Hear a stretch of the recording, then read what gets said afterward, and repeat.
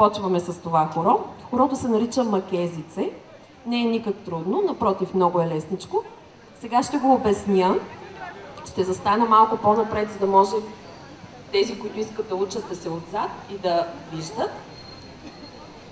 Започваме с кръстосани надясно, като първата кръстосана е отзад. Правим 3 кръстосани.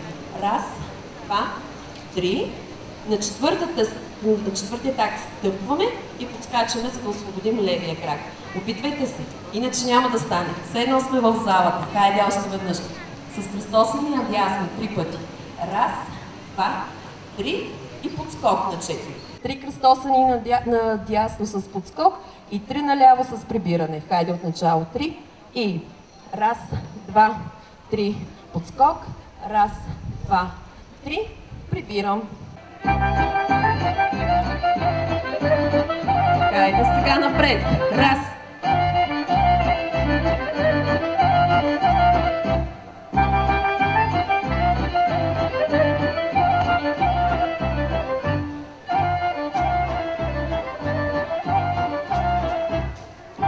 Кръстосана отзад първо.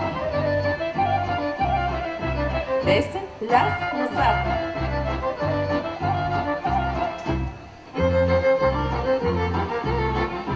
Може ли малко да усилите музиката?